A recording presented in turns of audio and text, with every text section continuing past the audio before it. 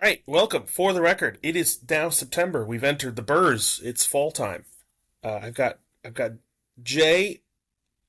We had so much fun talking soccer last time, um, and it's just in time now for another international window. How you been, pal?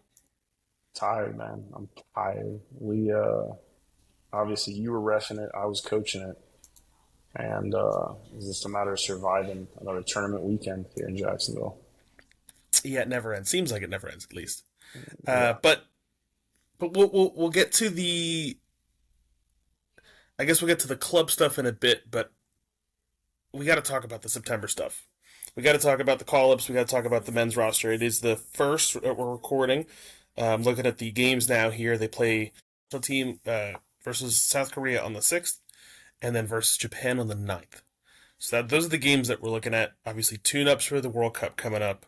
Um, I will say, as a special sneak peek, as soon as that Japan game ends on the 9th, I believe the 10th is the first day that you can register interest for tickets. So in case you're looking for something to do, go ahead and put into that lottery and see if you can get any games. Yeah. Knowing my luck, knowing my luck, I'll get last in line in that lottery, um, or I'll end up with like I, Traveling to I'll end Mexico up with. City for games. Listen, man, I'll end up with like Gambia versus Uzbekistan or something like that. Hey, World Cup game's a World Cup game, right? No, not when it's not. Depending on how much money you're gonna have to drop, but we'll have to see when that comes out about a week and a half from now. But I have the roster pulled up here. What kind of stands out for you looking at it? I mean, when it first came out, I was definitely torn in a few different directions. There's part of me that's like, all right, Poch is just continuing to refine things and, I guess kind of work through what he 100% knows and what he 100% doesn't. And I think at the end of the day, we need that. I think it's always, I think a lot of people, including the players, were like, oh, it's kind of the good old boys club with Berhalter. And I know Poch has kind of come in and tried to break that up. But in the same breath, there's got to be a little bit more familiarity. Like there's guys that were called in here. I want to say the crew center midfielder like Zawoski.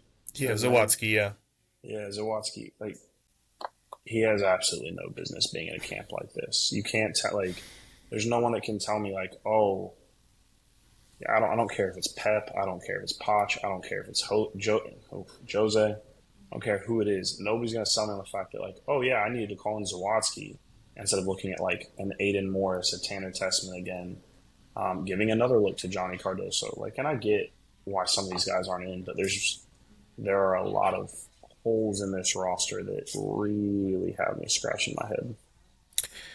yeah, that's fair. I mean, I'm looking at it here, even just on the U.S. Soccer's page. The details that they always include are always interesting to me because there's definitely a spin that they want to put on the Oh guys that yeah, are brought in. So, including not just after the guys are listed, but talking about the guys coming from the Gold Cup. A total of 12 players in the roster returned from the squad that earned a runner-up finish at the CONCACAF Gold Cup, including two players, Richards and Luna, who were named to the tournament's best 11. Um, Pulisic is returning, and Tim Weah, and then Damian Downs, and then Serginho Dest. So those are kind of some of the things that they bring up, as well as some of the first-time guys that have come up. But for me, kind of sticking out, goalkeeper's an issue, right? I liked Freese with some of the performances that he had, but having two guys behind him who don't have a cap yet, I think is interesting because I don't know if this tells you enough information. If you're looking at who your goalkeeper is going to be and you're kind of projecting, which I would imagine we're trying to do, right? Summer of 26 isn't too far away at this point. Two guys who have no caps maybe earning their first one here, but Freese is also still a question mark. I don't know if you're getting an answer goalkeeper in these two games. yeah. I mean, I don't mind the Klinsmann shout. He had been in the Serie B promotion playoff last year, I believe, or was close to it. And he's done. I mean, he's done well, but I also think that there must be more going on behind the scenes because obviously Matt Turner's gone back to New England. I don't honestly, I don't mind Matt Turner not coming in. I think we all know he's going to end up being one of the three keepers called in. Agreed. Yeah. I do. The funny thing is I guess I forget who he's playing for now. Ethan Horvath in the Okay. Leagues Cup the other weekend won a penalty shootout. So it's almost one of those things where do you bring, what's the purpose of a third goalkeeper really? I mean, at the end of the day, you're not expecting him to ever play, but I guess my question mark or my question to to you or even to any coaches would be like, well, what's that third goalkeeper spot for? Are you bringing somebody in that you're like, he's been a backup in the squad, but we know he's unbelievable at penalties. Steffen's got his injury issues. Schulte now has gone through a series of injuries as well. So I think as well, knowing if all of a sudden you've got Turner Freese, maybe it's a Horvath, maybe it's not. But I think there is a lot more uncertainty after Turner than Hmm. people I think that's say. fair. I mean, Freese was shaky. I mean, he did his job well, but at the same time, he was so shaky. And what's that going to look like if you draw? What's that going to look like if you draw Spain? What's that look like if you're going to draw Sure. Portugal? Sure. You And to draw your point, France. if you're expecting Matt Turner to win the job, which I would think he is supposed to, whether or not he does is a different story. But then Freeze is your backup fine. He was good in pens. To your point, I think Turner's goalkeeper, maybe it's just somebody with experience, maybe somebody who comes in and just provides that kind of locker room feel. Or maybe, which again now if I'm putting myself in Pochettino's shoes, maybe it's somebody who's bought into his philosophy. Maybe it's somebody Yeah, who he has, who can then kind of get some of these newer or younger guys who aren't maybe as bought in to help kind of integrate a little bit better, which again, we'll have to see with what it looks like. But maybe he is looking for who's that guy that's going to be able to echo what I'm saying at training or on the bench. yeah, Um, to me, I'm okay with midfielders and forwards. I think there's a couple question marks we'll get to. The defenders are all over the place, and this list yeah. doesn't do a lot to give me some confidence. We've got three right backs in the camp, and I get people talk about what is it, Dest playing left back for PSV right now, and that's great. But unless you tell me that Dest is one of three right backs that you're taking to the World Cup, because if Robinson goes down, then you're moving him to the left, then there's no point. Because if you already know he Sure. can do, I guess my point being you're either searching for a genuine left back replacement, which I would assume, which is why obviously Arfston is there. Um, but at the same time, you're not looking for in my opinion, it's not smart to go. Oh, let me go with Robinson, and then Dest is his backup, and then let me bring two more right backs that also aren't Yeah, ever it's going to just a play just in because case, right? if Dest, yeah, I mean, outside of us having 6 points and going through, that third group stage game is the only time Dest would ever get rest at the World Cup. Mm-hmm. Correct. So it's definitely it's head scratching for sure. I don't, the center backs, new center backs being brought in. I think we've seen it time and time again where you get a Mark McKenzie, a Miles Robinson, people like that who show a flash, and you're like, okay, maybe, Sure. but then in the same breath, nobody, if clearly nobody's done enough to surpass or supplant Ream and Richards, then yeah, keep bringing other guys in. I have no problem with was it Tristan Blackman? Was his Yep. name? From was it Vancouver? Mm-hmm. Yeah, Thomas Muller going ahead and revealing that one a That bit was early, that was funny. which that was the best press conference I think I've ever watched. Um, I don't mind him being brought in. Obviously I've spoken to you about you know advocating for George Campbell after he made the move to West Brom to be brought in, but obviously that hasn't happened. But I have no problem with some of these guys, but there's also some of these guys. Who is it? Nathaniel Mm-hmm. Harriel. I don't rate him. I don't rate him at all. I don't mind the forwards that have been called in. I don't rate Zendejas at all. I just think that there comes a certain point in time when I guess it's twofold. There's a certain point in time when somebody has never ever clicked, Sure. and you don't look at their club form and go, you light the world on fire, and maybe you Sure. just need more time or a different style or team around you. And where I'm going with that is essentially that, like, oh, people say the same, oh, well, Josh Sargent never scores, and here we go. But at the same time, Josh Sargent is constantly just smashing home goals for his club. Um, and a confident striker is going to be your best striker. And I'd rather see a Josh Sargent, who, yes, maybe sometimes struggles for the national team, get called in, than watch Ferreira get called in. And like the last World Cup, we're all looking at the subs going, what is Jesus Ferreira supposed to do against the Dutch? You know what I mean? Like Fair. that's not going to do anything. So, so I want to. Well, we'll get to the midfielders and forwards in a second, but I just want to have a fun little experiment for you. I just pulled up the Spain roster Okay. for September, and looking at it again because we're just talking about guys who are maybe it's a tryout for them, or maybe this is going to be an opportunity for Yeah. them. These, if we want to be considered a competitive nation with the other world powers that be, right? I mean, we're always ranked what 13 to 23 or so. Uh, these teams don't mess around though. Morata, Oyarzabal, Ferrin, Danny Olmo, Nico Williams, Lamine Yamal, uh, all players who are there every window. They're not. I mean, and two guys, Yeremy Pino and Jesus Rodriguez, fine, but for the most part, they know who their starters are. They know who their backups are. That doesn't change. Midfielders: Nope. Rodri, Zubamendi, Fabian, Pedri, Gavi. Again, no changes. Defense is a couple of new guys here and there, but if we want to go the route of, hey, we're going to be a respected world power at some point, we can't keep using these. To your point, try out these guys just because you're an Alex Freeman. I get it. Gold Cup because guys are hurt. Maybe it's an opportunity and you step in. Fine, but just bringing somebody in because what? That No, I to your agree. point, it just confuses me. No, I agree. I mean, the whole for some of these guys, like, oh, I'm trying to get them settled in their club situation, and that's why I didn't call them in, and this, that, and the other. It just doesn't make any sense to me. I can't. It makes my blood boil when I see the lack of love that Haji Wright like consistently Mm-hmm. receives. I think that obviously Pepe's still hurt, so you could consider Haji Wright the third striker in this roster. Obviously, he can play on the wing as well. Um, it's so funny because anytime you talk to people about their mock USA roster or anything like that, I've never seen anybody sit there and go, "Oh, Haji, Weah, and Pulisic as Yeah, your 7, 10, 11," and nobody talks. And then even you put like a Balogun ahead of that, and there's so much damage. I don't care if it's Balogun, Pepe, Sargent ahead of that. There's so much damage to be done there.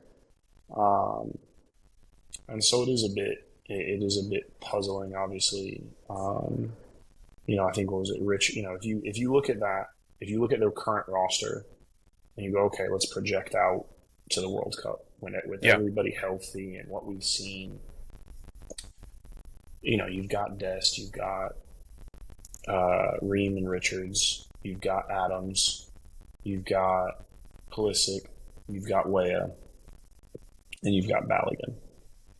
And it's like, okay, that's awesome. That's 7 subs, or right. 7 starters. I mean, however, and to be fair, like Jedi's still coming back from injury. He didn't even play against True, Chelsea on the weekend.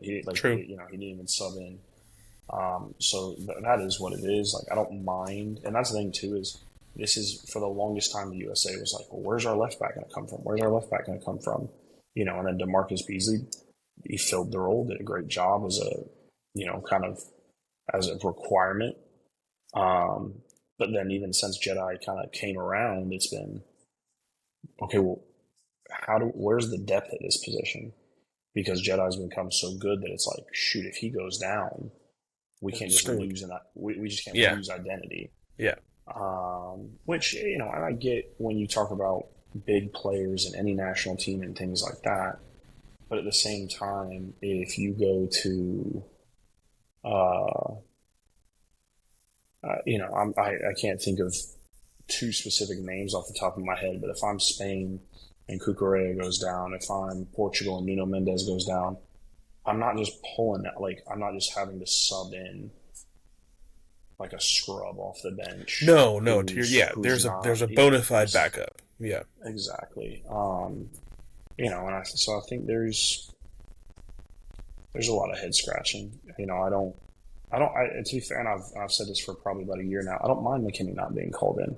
I don't think he works hard enough, and I think Mm. this whole I'm just gonna wear people down like every preseason. My thing too is I don't know how serious he takes his football for Weston. And if you told me we're gonna Sure. go to the World Cup, probably I'm not gonna be upset. I mean, he goes every single preseason. He comes in overweight and unfit, That is and it's a a problem. recurring issue, Every, yeah.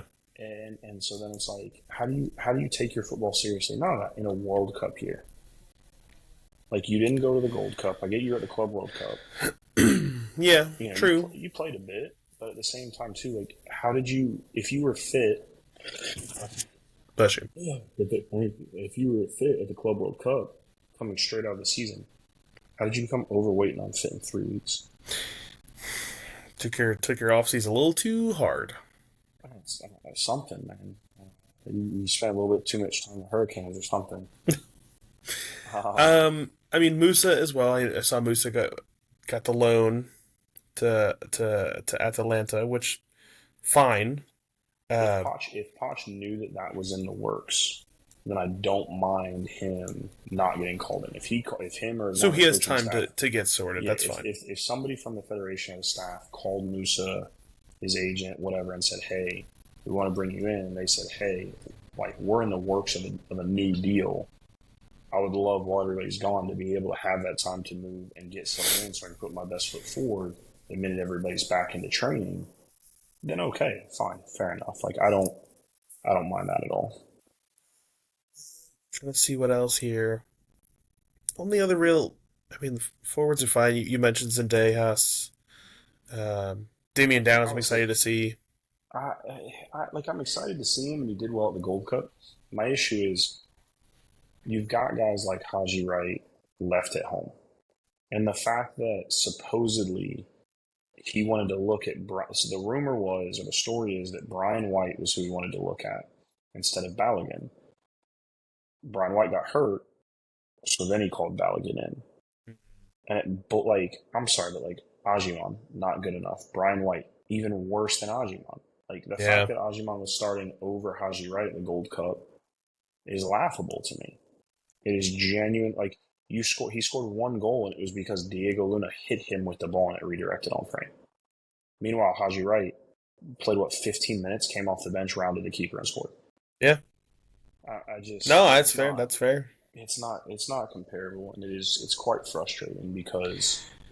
And again, I get it. Like you know, it's you and I are both coaches. We could sit here and have and do have people analyze and question our rosters and our decision making and things like that. And we're not in training. We don't see the attitudes and the Great point. buy-in Yeah, that's a great and point. who's who's clicking with who. How strong is this chemistry with that chemistry? Um, but at the same time, I think Poch turned a lot of heads when he didn't necessarily give context or clarify his comments in his press conference after releasing the roster, saying, "Oh, like you don't need to go play in Europe to be competitive. There's Hmm. guys that play like there's plenty of leagues in Europe where it's not as competitive as the MLS." Well, okay, that's fine to say, and I would agree with that. Yes, Yeah, but at the same time, too, there's no like either Pochettino hasn't actually didn't pay attention to his time in England well enough because the championship is much more competitive than the MLS. The yeah. only thing it lacks is Luis Suarez biting and spitting on people. Which we'll get to. We'll Don't get you to worry that. about that. No, that's. I mean, you make a great point. That's fair. I think. I think the question that I'll leave off with us talking about the U.S.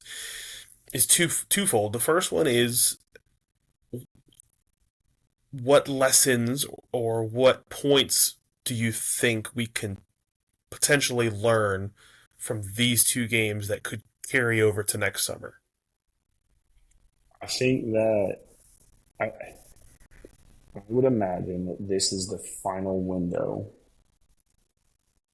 for him to evaluate any last second Okay. additions. I don't think The end of the that bench guys. yeah, I don't think that Poch is so naive. I think you'll start to see the roster form from the Okay. next windows on, where we've got I think about 6 more games. Okay.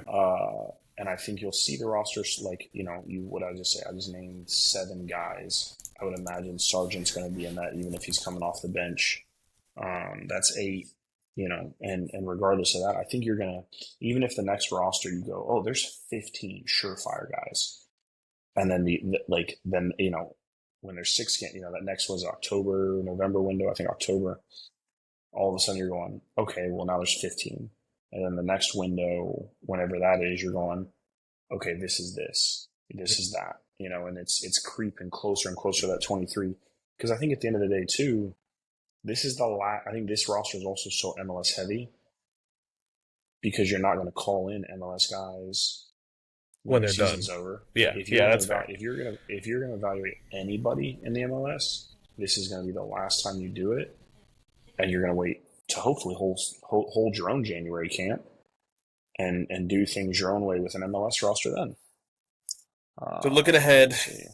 we've got Korea, Japan this window.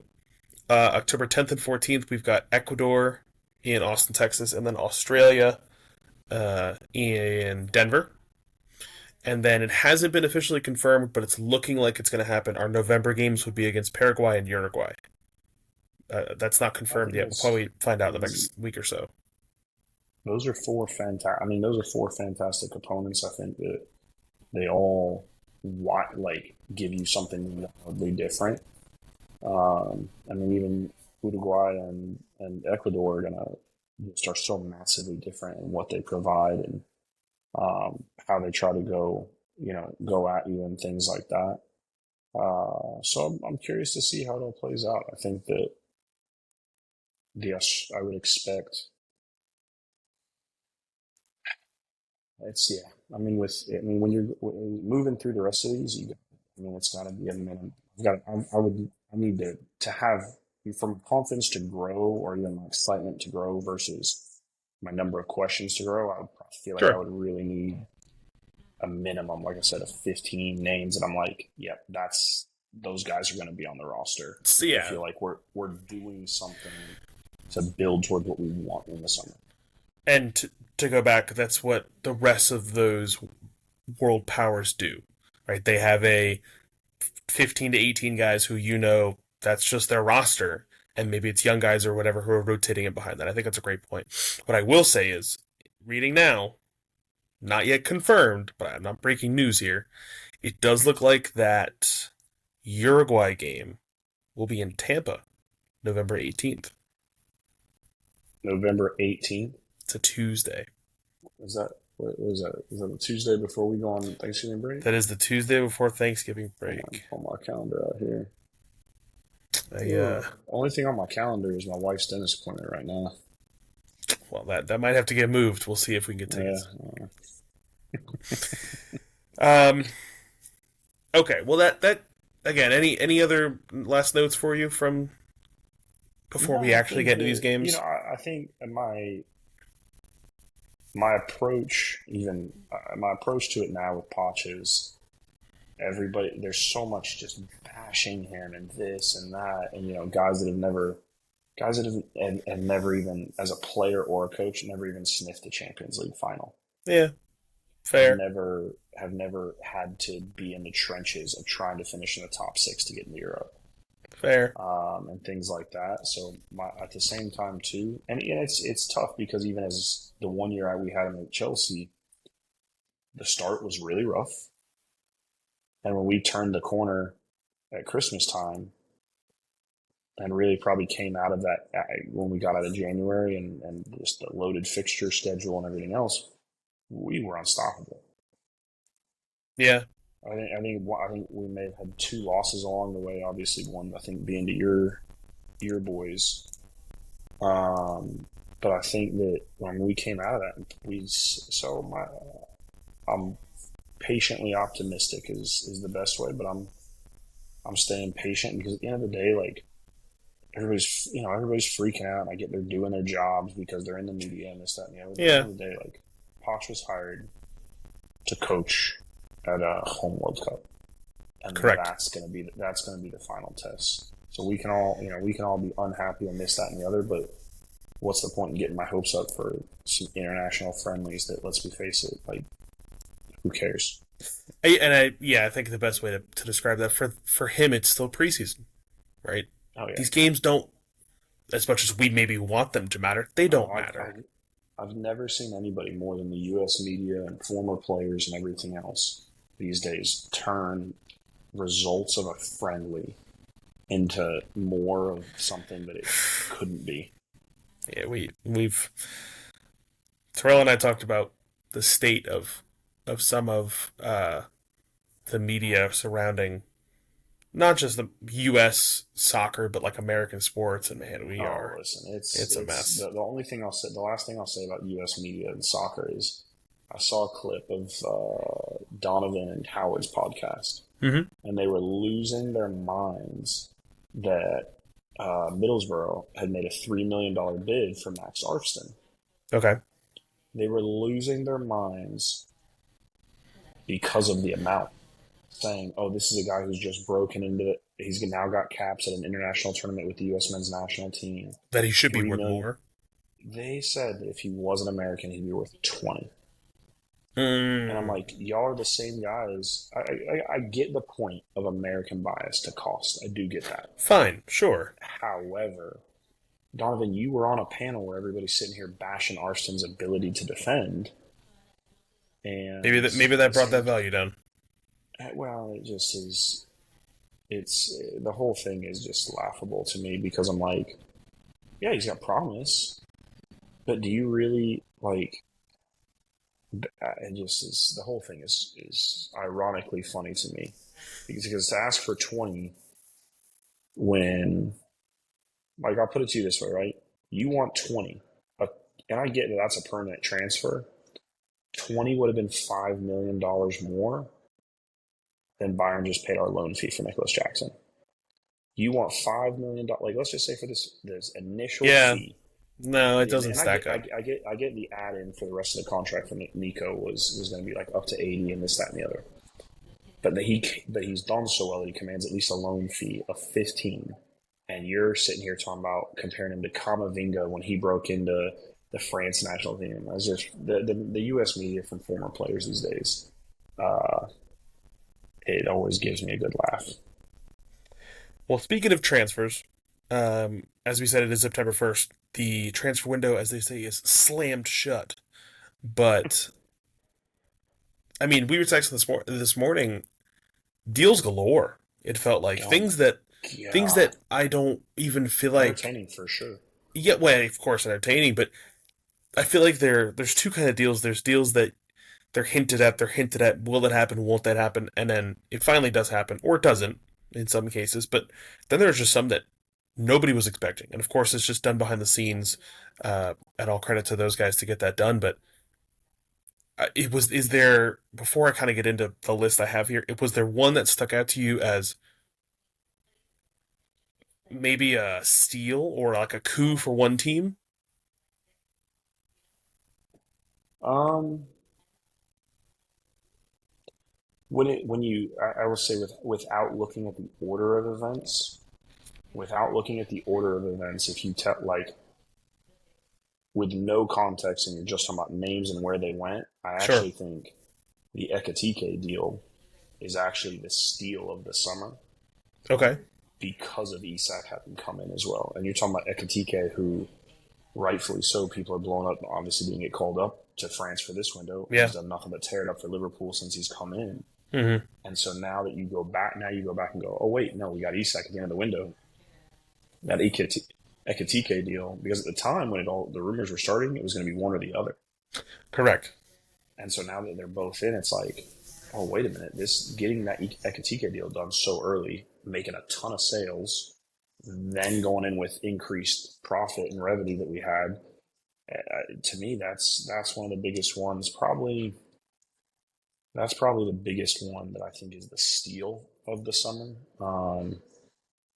It's all I was. I didn't like to see Tyreek George go. I thought we kind of did him dirty at Chelsea, but I also know that in this day and age of all the PSR and everything else, it, that's the business side of it. Unfortunately, I feel like clubs are forced to sell those academy products, Gotta do and what you can to make some money. you got to do what you got to do. And obviously we got Garnacho. We already have Gittins. We've already got Neto and Staval, and they wanted two at each position. And so we'll see.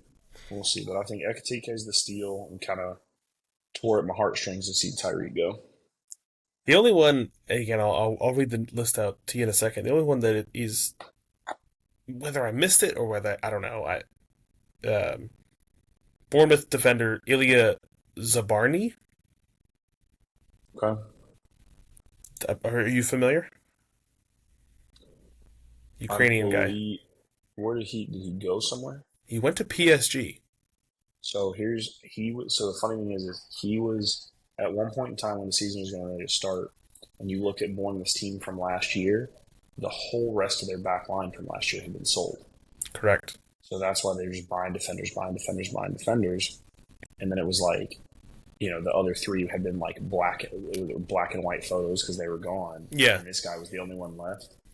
But I mean, to be fair, like I mean, anchoring that back line, I think, Marquinhos is getting older, and he's got a very, very young guy next to him, another Brazilian kid who I think is like 20. So I think it's good on PSG for bringing in another young center back. I think the only thing that's surprising is it was £54 million. Yeah, I mean, PSG, a Real Madrid. Those are probably the only guys that are gonna Sure, no, have I mean that. I get them paying for that. I feel like I again think, this the Dean Hoyson, the Spanish center yeah, back. He was 50. I think that makes sense. They talked him up. Spain national team, young guy, whatever. This other guy who was playing next to him at Bournemouth for 54. I guess I just don't. That's one of those like sneaky ones I didn't hear about. yeah. I mean, it could. To be fair, right? It could be. It really could be like the total package could be being reported as 54, and it's like, oh, True, here's 40, and he's got to hit we'll A, B, add it C, on. and Yeah, X. Oh yeah, I mean, um, but it's. I mean, I do think it's interesting. I agree. I think it's interesting. I mean, Bournemouth did something they'd never done before in the Premier League in terms of how strong they were. Obviously, tripped up kind of on the last mm-hmm. lap, so to speak, last year. But I think that, and then obviously a hot start this year. So far so Um, good. but I do think, Beating Tottenham this weekend too. yeah, um, yeah, that was an interesting one for sure. Yeah, I mean, I think it's definitely interesting compared to the Hoyson one for sure. But when you look at that whole back line and where they've all gone, but I think the biggest point for me to this fee amount would probably be like you're not would because of PSR and sometimes to a certain extent how those financial rules are. I want to say maybe even a little bit tighter in England right now. Is I think you're not going to see clubs fold on how much they're willing to sell players for, even from to foreign clubs. Well, I have a prime example for you, but unfortunately that one's at the top of the list. So we'll work our way up there. But I've got just a quick list here. Um, I'll just kind of go through some of the names, but Hoyson obviously at number 20. Uh, Wisa, which was done today, is at 19. That's an interesting one for 55. Alanga for 52. Zabarni, we Playing the said. joke, Who? Langa? Erlanga for Yeah. 52. But anyway, Um, Kudus going to Tottenham, which that to me of all the ones so far, that feels like the first one. I feel like that one's gonna look like a steal and give it a year or even 6 months because I oh yeah, feel like he is the star. he already had. I think he Um, had 2 assists on opening day. yeah, he did, and I think he as well had a goal or assist as well in some of their preseason games when they were overseas. João Pedro to your Chelsea for 55. I think that's also going to look like a steal very quickly. That's looking great right now. What's he already up to? 2 goals, 2 assists, I think. Uh, at least, yeah, because I know, I yeah, mean, you something like guys, that. you guys Because definitely he scored pumped against some. Fulham and Yeah. between Fulham and West Ham. I know he scored at least two between the two games. Gyökeres, which I want to be a believer. We'll I see. want to. I think it's gonna take time because of he's a bit. He's described as a bit more of an old school striker. So I'm curious to see. And not only that, even though Arteta for some reason is becoming increasingly pragmatic as time goes on. Um, It's the Pep thing. It's the same they, thing. they still end up at the top all the time. Yeah. I just again those Is being back to back, two London clubs, both spending 55 on their presumed starting center forward. I just feel like one is taken off right away. Granted, he's already been in the Prem, and one who had this reputation outside of England as this, he's the next thing. He's doing so well. To your point, it's going to take a little bit of time for him. I think that's fair, but I don't he's know got if 2 goals already as well. yeah, one was a pen, but I hear Okay, what you're saying. but yeah, but you're not gonna be. I mean, now if you tell me that at the end of the season you go, oh, he had 20 goals this season, but you go 10 of them are pens, then I get it. But Sure, and I get it. To your point, goals are goals early in the season. I guess I'm just looking at performances so far, yeah, fair enough. and I don't know if I feel like Chelsea have longer leash. If things don't go well, they've probably bought some time to be able to To work be those fair, things out. to be fair, Arsenal's also had a they played Liverpool and Manchester. Like True. Yes. regardless of win loss draw, where they finished this that and the other, It's been a tough start. Playing United is playing United. Mm-hmm. That's never gonna change. That's never and then especially when like a big six club plays United. I don't care if United is in 17th or Still whatever. going to It's be a still tough gonna game. be Yeah. exactly. And so when you've already now in the early going, you've gotten two of those games out of the way, and your schedule is probably going to end up hitting a lighter spell coming up.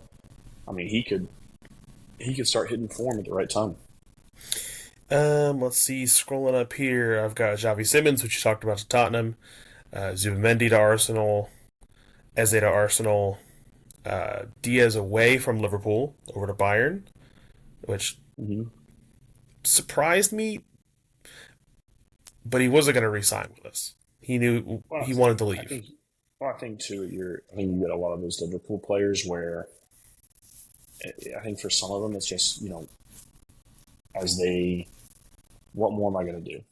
Yeah, I think some players are happy to stick into the grind and keep achieving. And I think, and there's nothing wrong with it. And once I've achieved everything, I'm gonna go somewhere then and do it like, all over again. let me try it again. Let me try it somewhere else. And I think too is, obviously you go to Germany, they have that month-long winter break. So you're not True. playing. Yeah. They go to Saudi Arabia for like a winter camp. Right. It's half vacation, half training camp. He's also, which again, Germany. He's not going to get pushed nearly as hard as he did with Liverpool. The Yeah. expectations may still be high, but the level of competition I think is a little lower. Um, last one's here. I got Cunha from Wolves to United. Mm-hmm. Sesko to United. Embuemo to United. Just feels like they're trying to get something to stick, especially sending Hoyland out to Napoli. Yeah, I I don't mean, know. it'll be interesting. Um, because I think if they do decide at some point to sack, either it'll come good. I truly believe that either it's going to come good under Amarin, or the new manager bounce is going to light things up because Yeah, you've assembled this team with all these weapons and with this great sure. with on paper should be a great roster. Um, so yeah, And then the trio of Liverpool boys, Ekitike, Verts, and Isak, are your top three on this list at yeah, I least. believe it. Um, I, to your point, it's been great. I mean, we were 3 for 3, top of the league right now. Isak coming in today. I've seen, at least from the supporters and stuff that I follow, it's been like a 70-30. 70% super excited, can't wait. 30% are trying to point out like injury record and stuff like that. But to me, yes, of course, there's going to be expectations. You come in with a fee like that, you're going to wear the number nine. I understand that. To me, you're getting a player who's proven it in the league. You're getting a player who's proven it on a lesser team against the same competition who has given us difficulties in the past.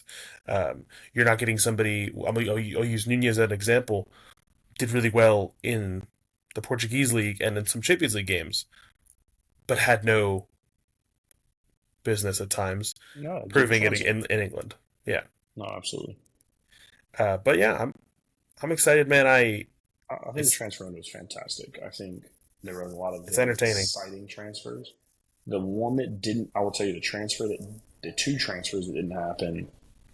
Obviously, I was almost sad for Gahey to see him not get it over the line, and obviously Mm-hmm. Palace had everything signed up for his replacement, and then for whatever reason that fell through. Apparently,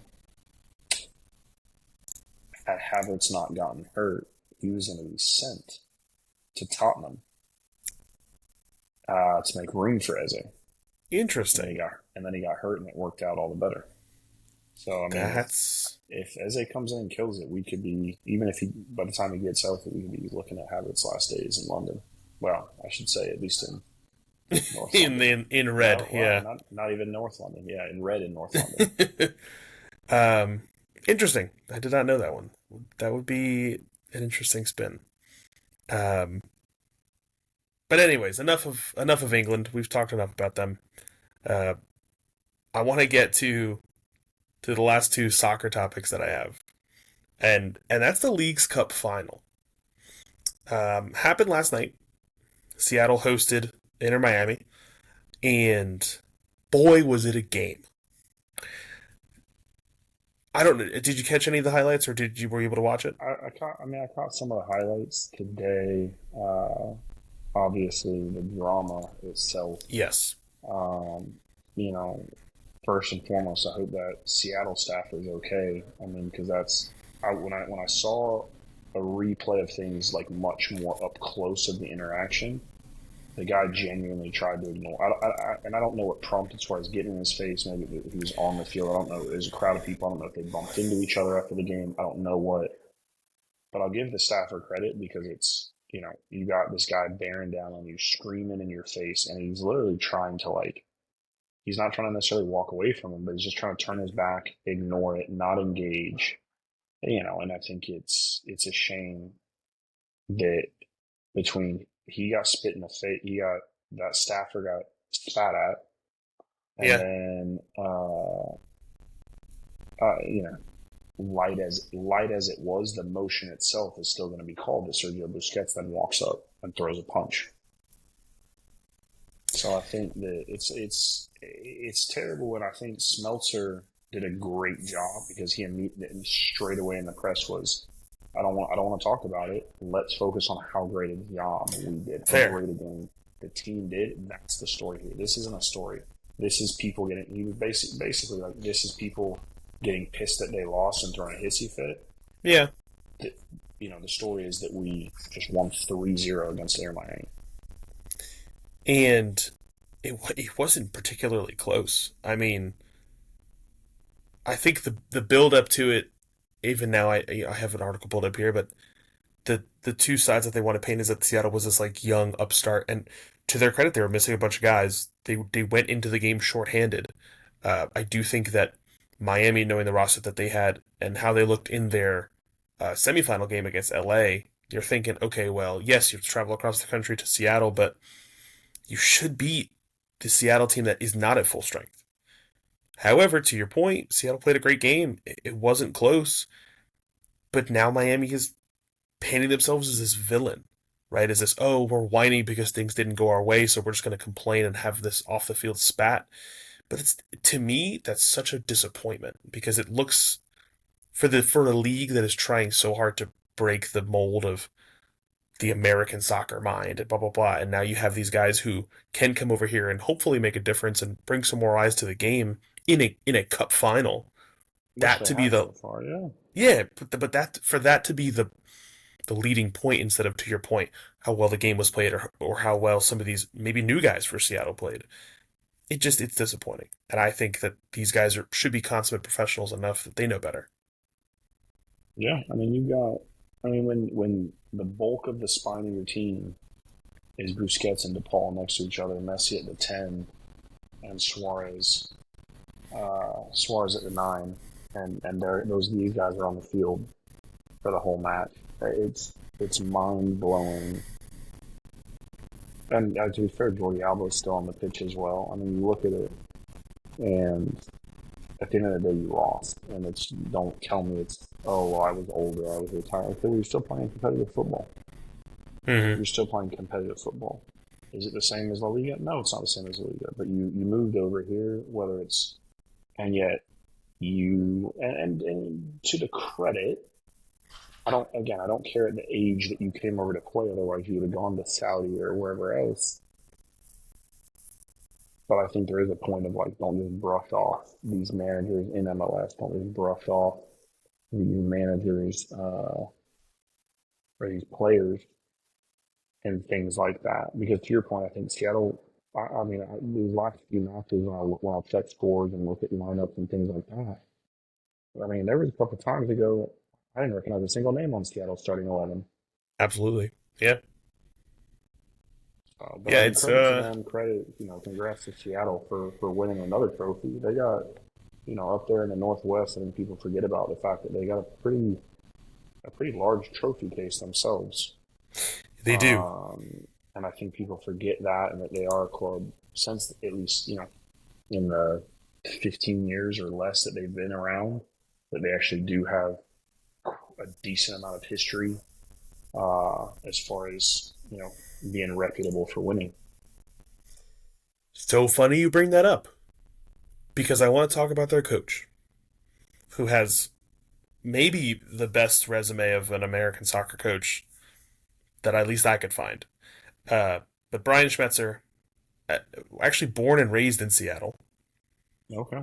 played for the Sounders, which I think is so cool.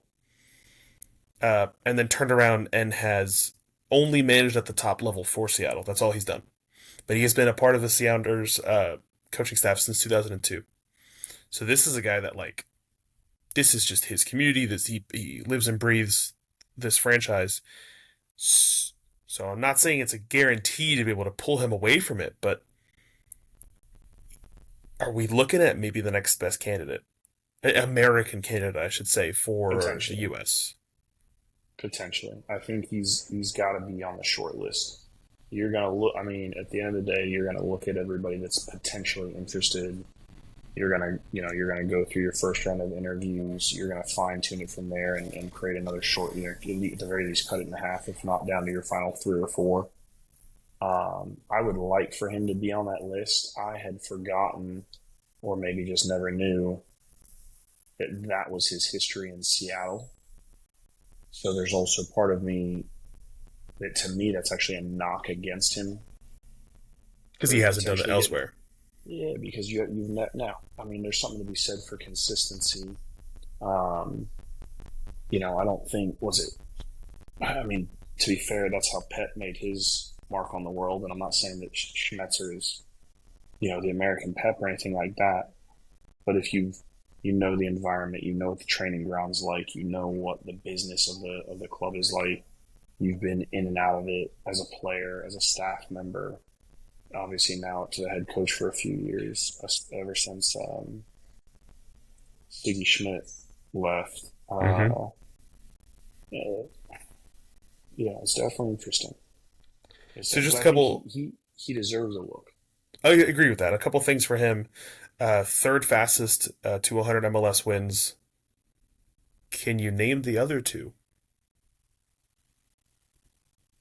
Took him 212 games. I've got to think one is Bruce Arena. One is Bruce Arena, yes. Or actually, two is Bruce Arena, but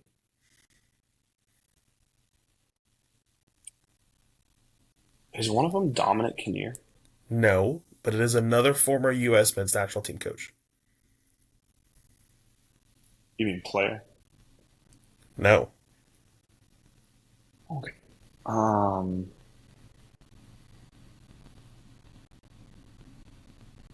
Former coach. BJ Callahan's too young for that. Oh, it's it is. He Berhalter. is. It is not Berhalter. Well, I You don't got to know. go. You got to go earlier than that. His son played for the team. Oh, good old Bobby. Good old Bobby Bradley. Good old Bobby. Well, to be fair, listen, Metro Stars were crushing everybody back in the day. So looking at some of the honors that he has two USL titles with the Sounders from the early 2000s, and then in the MLS, he's got two MLS Cups, two runner-ups between 2016 and 2020. In that 5 year window, they went to the MLS Cup four times, won two of them, as well as the Leagues Cup win this year, and a runner-up back in 2021. So, We, yeah, they you lost. know, They lost a lot. They lost a lot of players on the Metro Stars. Howard was there at one point. Michael was there at one point. yeah, no, it's fair. I mean, I just think that if you want to look at those two guys and say that they did a good job in the MLS, did a good job promoting some of these players, and earned an opportunity with the U.S. men's national team, then maybe that is the pipeline. Maybe Schmetzer is the next guy that they need to look at. But it would be interesting. I don't know if you could pull him away from that. To your point, maybe he's comfortable. I mean, it said even on that note, he's got 6 kids and 8 grandkids. Like him and his wife, maybe Seattle's home. Maybe they don't want to do anything different.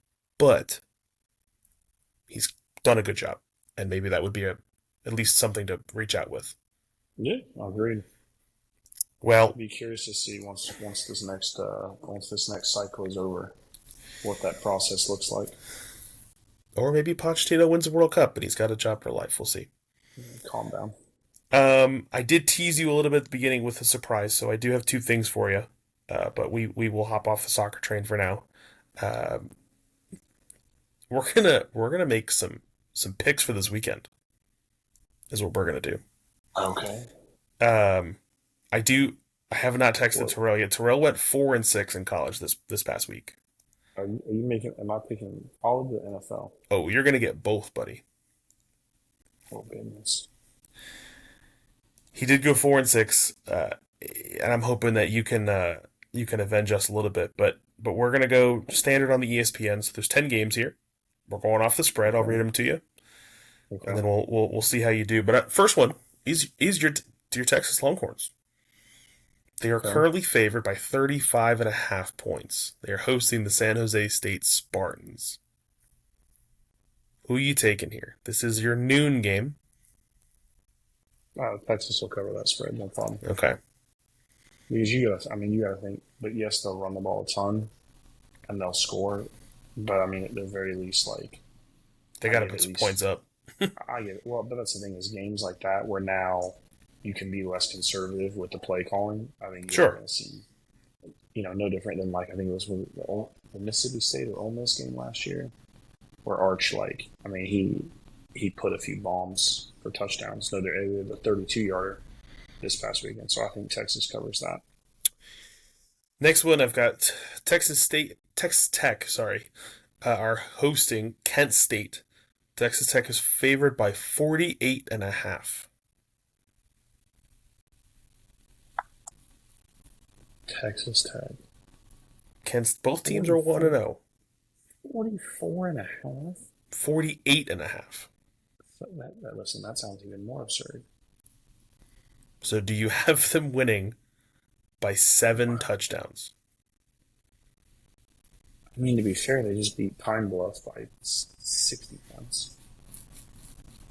Wow. Um,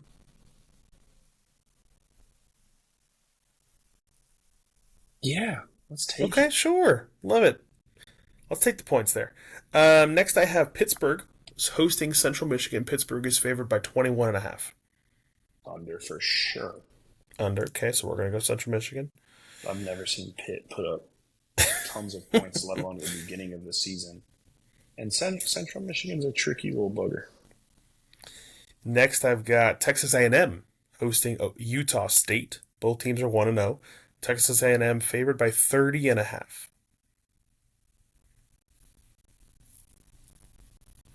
Ooh, I'll Really take making the these under on tough that. for you. Okay. I'll take the under on that. Um, Next, let's get into some of the good games. So Clemson, number four Clemson, probably will get bumped down after that, but I think the AP polls tomorrow. Clemson hosting Troy. Clemson's favored by 31.5. Under. Okay. The Oregon Ducks are hosting Oklahoma State. Oregon favored 27.5. Over. Okay. Kentucky Wildcats are hosting Ole Miss, but they are the underdogs. Ole Miss is favored by 9.5. Ole Miss look pretty good. I don't know. Yeah, I mean, I'll take home. I mean, I'll take God, an SEC game already. I can only go over under. I can't just. No, it's only it's at the line is at 9.5. Yeah, I'll take over then. I'll take over because I feel like they're due at like 10. So yes, Ole Miss to cover 9.5. Yeah, oh yeah, Okay, 100%. okay. All right, last three here. I've got Florida hosting South Florida. Florida's favored by 17.5. Ooh.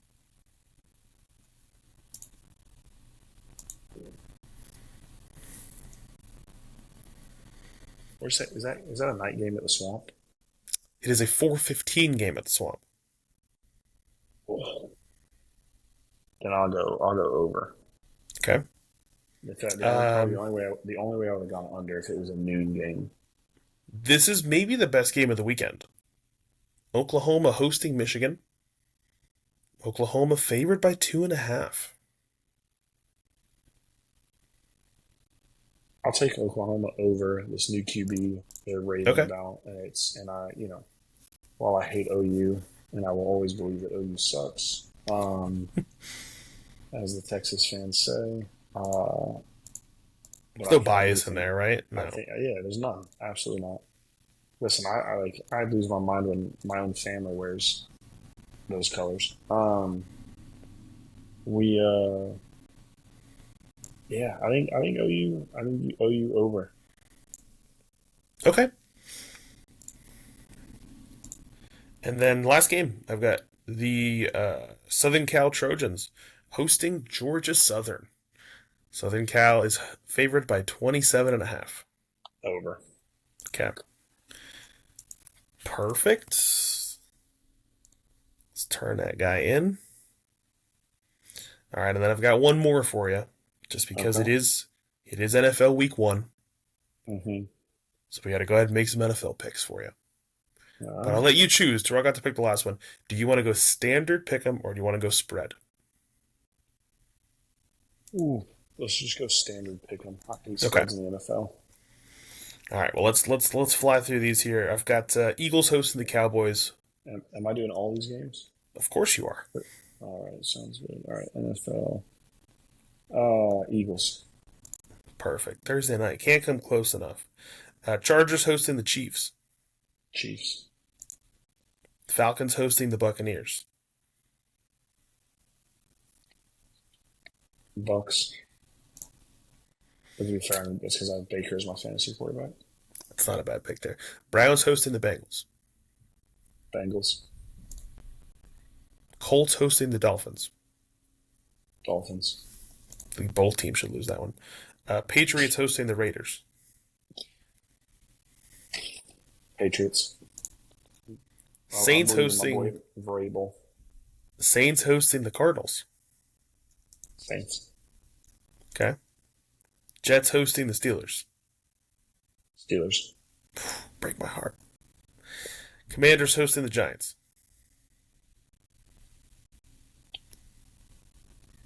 Commanders. Jaguars hosting the Panthers. I'm gonna go with Jags. I swear, if they were playing anybody that was worth a lick, I'd be going to that team.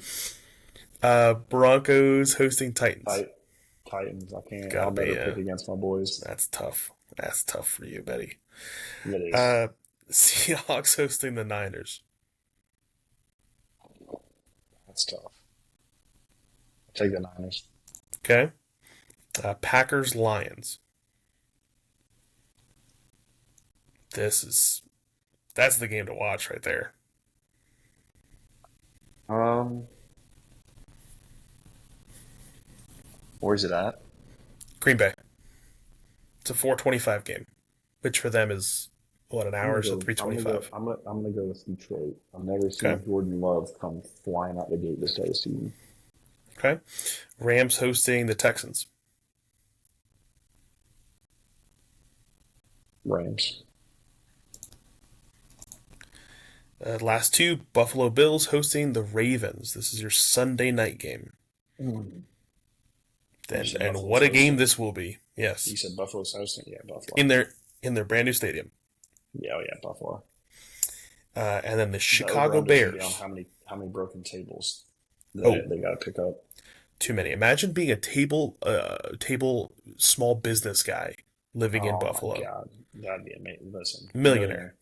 instantly. There's play. I got time. I got time, right? I can still go do that by Monday night. Um, last game, Monday Night Football. Bears hosting the Vikings. Vikings. Okay, love it. Even though Ron's wife, her entire fantasy team that she picked out of the week was, I don't know if you noticed, that was all Bears play. Oh boy, that's gonna suck. But maybe I'll be 1-0. Um, Yeah, that's it. That's all I have. I appreciate that you was you good making the stuff, man. picks. We will we'll see how they do. But big week coming up in sports. Oh yeah, oh yeah. I'm glad that football's back. Obviously as of this weekend, both college and pro were in full swing again. And then Saturday night at 5, I will not have football on. I'll have USA South Korea. And then at this point, there's no looking back until what, end of January. So we're locked in for a couple months. Oh yeah, it's gonna Um, be interesting to see how it all plays out. But but the yeah, nice thing too is so when I've got these long drives to work or these long drives home from Davis Park on Tuesdays, the nice thing is after the USA plays, it always all these other podcasts. It gives me plenty of material to listen to. that that's what I'm talking about. Way to plug that. Um, well, I don't have Terrell to do it because he did such a good job last week. But as always, YouTube, Apple, Spotify, whatever. Find us, like, subscribe. You know the whole deal. Jay, it's been a pleasure. Appreciate it, pal. And Yes, sir. Appreciate you having me. roll on the rest of the week, man. I'm ready for these games. Yes, sir. All right, man. I'll talk to you later. Later.